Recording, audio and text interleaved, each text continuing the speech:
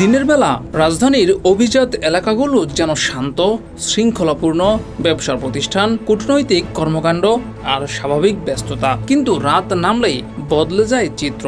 বাসিন্দাদের অভিযোগ, এই এলাকাগুলো ধীরে ধীরে রূপ নিচ্ছে আনঅফিসিয়াল ক্লাব জোনে।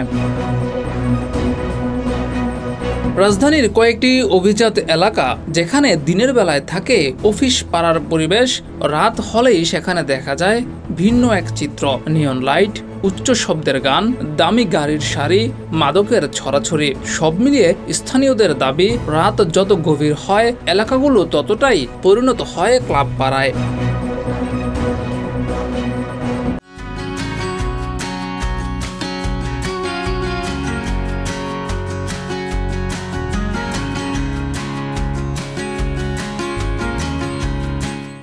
বিভিন্ন লাউঞ্জ, রেস্টুরেন্ট, বিনোদন কেন্দ্র যেমন বাড়ছে তেমনি বাড়ছে রাত বিরাতের ভিড়, শব্দ দূষণের অভিযোগ। তাছাড়া রাতে বিভিন্ন ক্লাব, বার যেন পরিণত হয় মাদকের আখড়ায়, যেখানে আবার মাদকের সঙ্গে সঙ্গে থাকে অশ্লীলতার ছড়াছড়ি।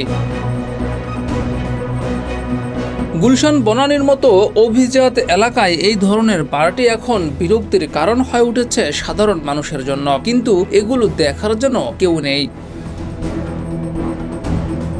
সাধারণ মানুষরা বলছে, কেউ যদি রাতের জীবন উপভোগ করতে চায় তাহলে সেজন্য নির্দিষ্ট জোন প্রয়োজন। সেই সঙ্গে প্রয়োজন আইন শৃঙ্খলার তদারকি, যাতে কোনো অপরাধ সংগঠিত হতে না পারে। অন্যথায় এলাকায় বসবাসকারীদের জীবনযাত্রা ব্যাহত হয়। প্রশ্ন একটাই, আধুনিক শহরের নাম করে যদি আবাসিক এলাকায় এসব নাচ, গান আর মাদক অনিয়ন্ত্রিতভাবে বাড়তে থাকে, তাহলে শহর কি সত্যি বাসযোগ্য থাকবে, নাকি রাত নামলেই বদলে যাওয়া এই চিত্র ভবিষ্যতে বড় ধরনের সংকট তৈরি করবে?